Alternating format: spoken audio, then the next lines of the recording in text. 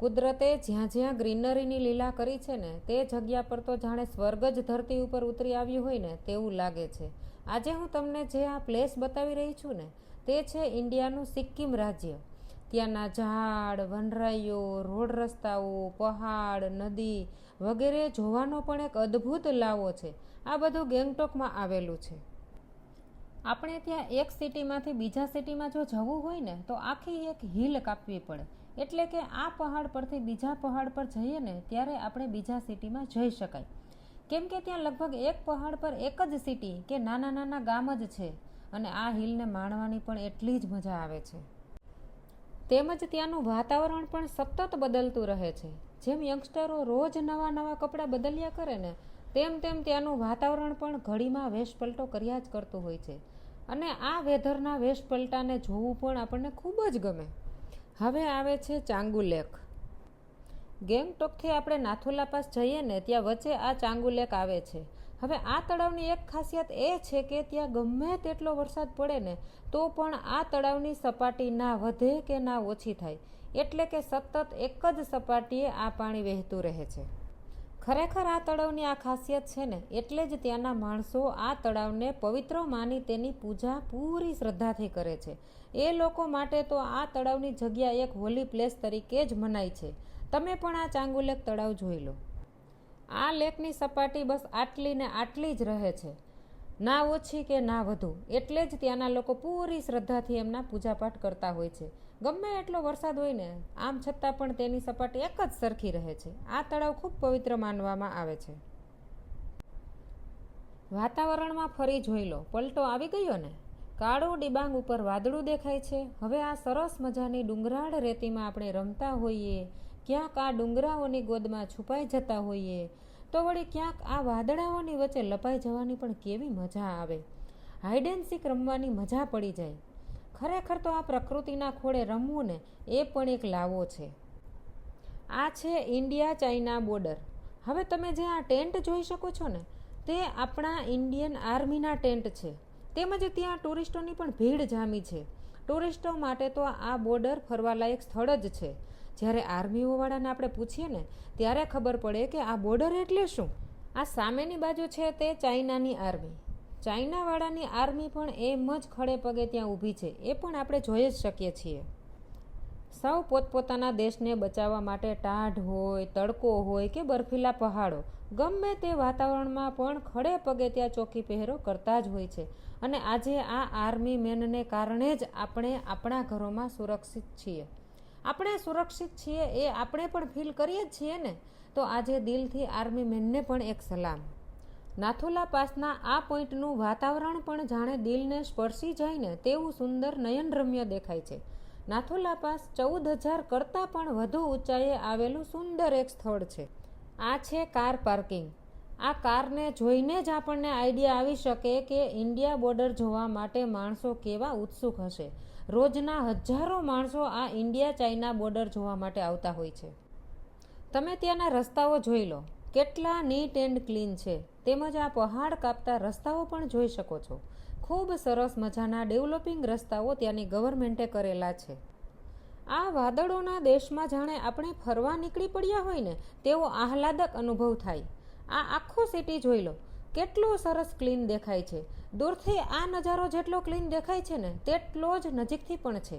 ખાસ તો આ વાદળોના દેશમાં ફરવાની જ મજા વધુ આવે છે. આ છે ગેંગટોકની એમજી માર્કેટ. આ ત્યાંના મોલ કે ત્યાંની શોપ્સ જોઈ લો. ત્યાં માર્કેટમાં વચ્ચે સ્કૂટર કે રિક્ષાને એન્ટ્રી જ નથી, ચાલીને જ ખરીદી કરવાની.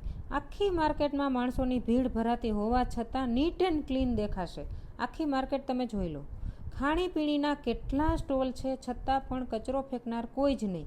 આખી માર્કેટ ખૂબ સરસ રીતે ડેવલપ કરેલી છે.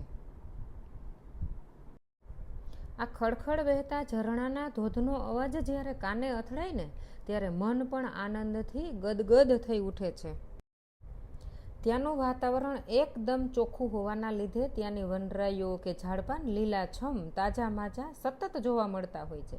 આ ખુશનુમા ભર્યું વાતાવરણ જ આપણા મનમાં અદ્ભુત તાજગી ભરી દે છે. આ બાઇક સવાર જોઈ લો. આવા બાઇક સવાર ઘણા લોકો આવા પહાડોમાં જોવા મળે છે. જે લોકોને પ્રકૃતિ જોડે ગાઢ સંબંધ હોય ને તેવા લોકો સવારમાં ઉઠતા જ બાઇક લઈને નીકળી પડે છે અને સાંજ પડતા જ ગમે ત્યાં રોકાઈ જાય છે અને વળી પાછા બીજા દિવસે સવારે બાઇક લઈને ડુંગરો ખૂંદવા નીકળી પડતા હોય છે. આ છે સૌથી મોટો વોટરફોલ.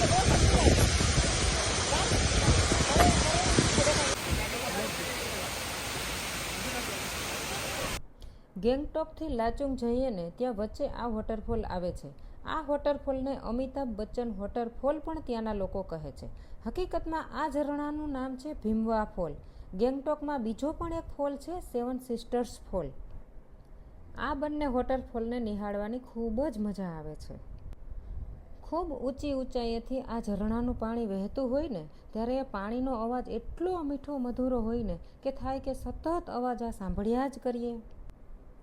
ત્યાંના રસ્તાઓને તો જાણે વાદળાઓએ ઘેરી લીધા હોય ને તેવું સતત દેખાય. તેમજ ડુંગરો પણ આ વાદળાઓ સાથે સતત પકડમપટ્ટીની રમત રમતા હોય ને એ રીતે આ વાદળાઓ પહાડોની આસપાસ સતત ઘૂમતા રહેતા હોય છે. આ વાદળો જ્યારે ડુંગરની ટોચને સ્પર્શે કે તેની ગોદમાં રમતા હોય ને ત્યારે એવું અદ્ભુત દ્રશ્ય જોઈને આપણું મન પણ શાંતિ અને આનંદની અનુભૂતિ કરે છે. તો ચાલો આપ સૌને પણ આ પ્રકૃતિના સૌંદર્યમાં ખોવાઈ જવા ભાવભર્યું આમંત્રણ આપું છું. આ વાદળો અને ડુંગરની રમતમાં જે શાંતિ અને આનંદ છે ને તે આપણા સૌના જીવનમાં પણ લાવીએ. આ લાચુંગનો રસ્તો જોઈ લો, કેટલો સ્વચ્છ દેખાય છે. ત્યાં આખા સિક્કિમ રાજ્યમાં કચરો ફેંકવા ઉપર સખત મનાઈ છે. જો ભૂલથી પણ કોઈ કચરો ફેંકે ને તો તેને 2000 રૂપિયા જેટલો દંડ ભરવો પડે છે. તેથી જ ત્યાં તાજી અને શુદ્ધ હવાની સાથે સાથે રસ્તાઓ પણ એટલા જ શુદ્ધ અને ક્લીન દેખાય છે. આ સિક્કિમ રાજ્યમાં જ્યારે એક સિટીમાંથી બીજા સિટીમાં જવું હોય ને ત્યારે કોઈ બસ સુવિધા નથી, કારણ કે હિલના નાના રસ્તાઓ ઉપર ઇનોવા કે તેનાથી નાના વાહનો જ અલાવ છે અને આ નાના વાહનોના લીધે પહાડો ખૂંદવાની પણ ખૂબ મજા આવે છે. આ તીસ્તા નદી પરનો ચોખ્ખો અને મસ્ત પુલ છે.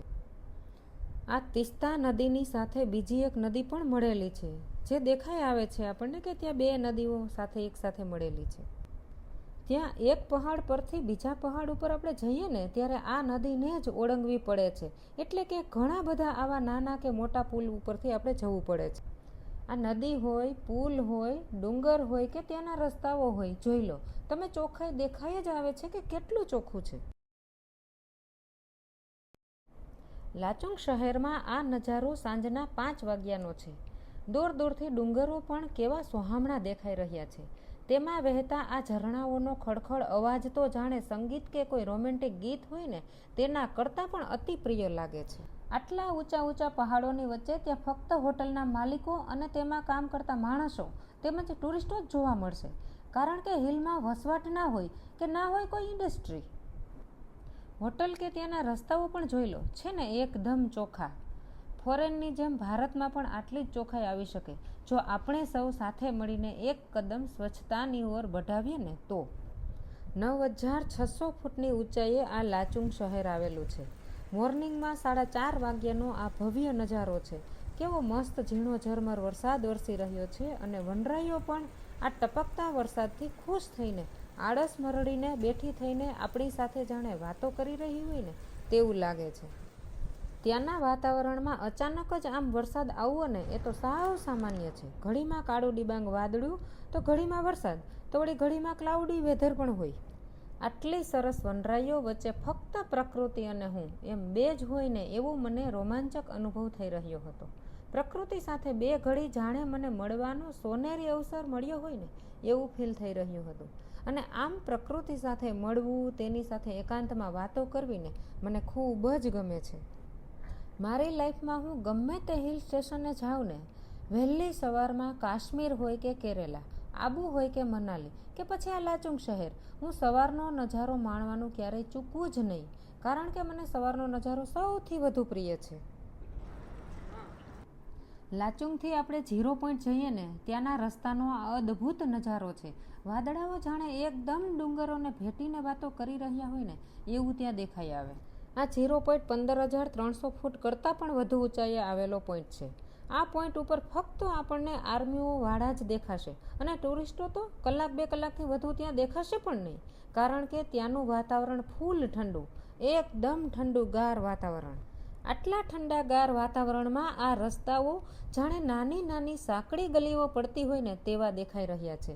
આવા સાંકડા રસ્તાઓ ઉપર ઊભા રહીને જાણે આ પ્રકૃતિઓ પણ મને જોરથી અવાજ કરીને કહે છે કે અમે તારી સાથે જ છીએ, તો જ્યાં જાય છે ને ત્યાં તારી સાથે ને સાથે અમે આવીએ છીએ.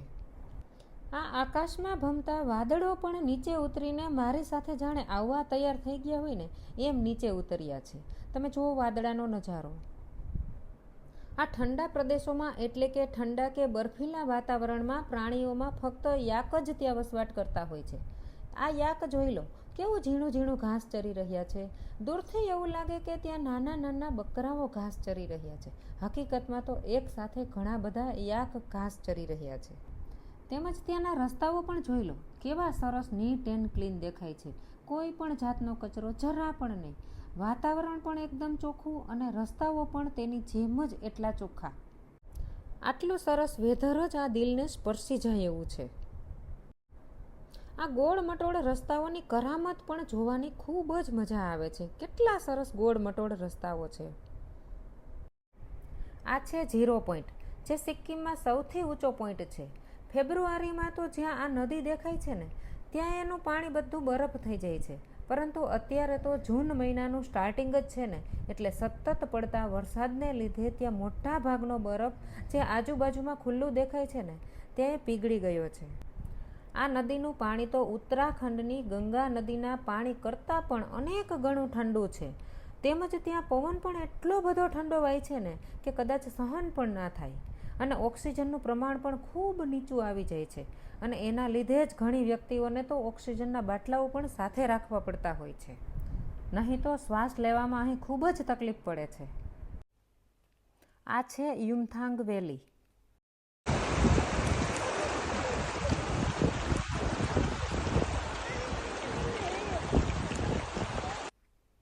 આ યુમથાંગ વેલી એટલે કે સાક્ષાત સ્વર્ગ. કદાચ સ્વર્ગમાં પણ આટલો સરસ નજારો તો કુદરતે નહીં જ આપ્યો હોય, એટલો અદ્ભુત નજારો આ યુમથાંગ વેલીનો છે.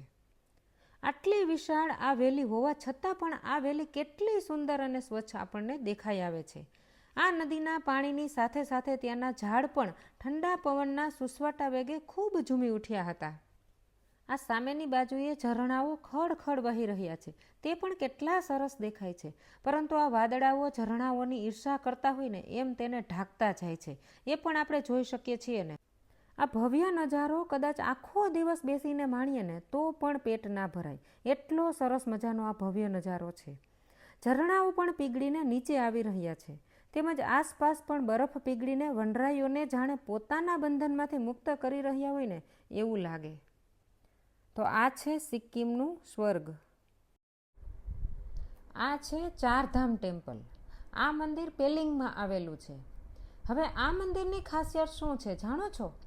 ત્યાં વિશાળ જગ્યામાં ઇન્ડિયાના ચારેય ધામના મંદિર એક જ પટાંગણમાં છે, જેથી ભાવિકો એક સાથે 4 ધામના દર્શન અહીં કરી શકે છે. અરે આટલું જ નહીં, સાથે સાથે ત્યાં 12 જ્યોતિર્લિંગના મંદિરો પણ આવેલા છે. એટલે માણસો ત્યાં 4 ધામના દર્શન અને 12 જ્યોતિર્લિંગના દર્શન પણ એક સાથે કરી શકે છે. આ ભવ્ય વિશાળ મંદિર બનાવીને ભાવિકોને ખરેખર ભક્તિમય બનાવવાનો ભવ્ય પ્રયાસ છે. આટલા વિશાળ ભવ્ય મંદિરમાં પગ મૂકીએ ને ત્યાં જેવું લાગે કે 4 ધામની યાત્રા આપણે કરી લીધી છે એવી અનુભૂતિ થાય. અને કહેવાય છે ને કે 4 ધામની યાત્રા બધાના નસીબમાં નથી હોતી. જે લોકો ખરેખર નસીબદાર હોય ને એ લોકો 4 ધામની યાત્રા કરી શકે છે. અને અહીં તો એક જ પટાંગણમાં 4 આવા ધામ છે. આ મંદિરની હજુ એક ખાસિયત છે, ભગવાન ભોળાનાથની વિશાળ મૂર્તિ અહીં સ્થાપિત કરેલી છે. 4 ધામ મંદિરના એક સાથે દર્શન. આ પહેલું ધામ છે રામેશ્વર ધામ. આ બીજું ધામ છે દ્વારિકા નગરી. અને હવે ત્રીજું ધામ આવે છે બદ્રીનાથ ધામ. ચોથું ધામ છે જગન્નાથપુરી ધામ. આ 4 ધામ એક સાથે અહીં જોવા મળે છે. હવે આ છે બુદ્ધા ટેમ્પલ. પેલિંગમાં આ મંદિર પણ ખૂબ વિશાળ જગ્યામાં અને ભગવાન બુદ્ધ ભગવાનની ખૂબ મોટી મૂર્તિ અહીં બનાવેલી છે. આ તમે જોઈ શકો છો કે કેવડી મોટી મૂર્તિ છે. આ પેલિંગ શહેરમાં આ બે વિશાળ મંદિરો અને તેની ગાથા સાંભળીને અમને ખૂબ જ ગમ્યું. કારણ કે પેલિંગમાં બે મોટા એટલા સરસ મજાના મંદિર છે ને કે આખા ઇન્ડિયા કરતાં તમે ખાલી એક સિક્કિમ રાજ્યમાં આ બે મંદિરો જોઈ લો ને એટલે બધું જ ત્યાં આવી ગયું. બધા જ દર્શન એક જગ્યાએ ત્યાં થઈ શકે એવું છે. આટલા સરસ વિશાળ મંદિરો તેમજ ત્યાં ચોખાઈ, ગ્રીનરી, સરસ મજાના પહાડ, આ બધું જ સિક્કિમ રાજ્યમાં છે, જે ખરેખર જોવાલાયક છે. મનને એકદમ રોમાંચક કરી દે ને તેવી આ જગ્યા છે.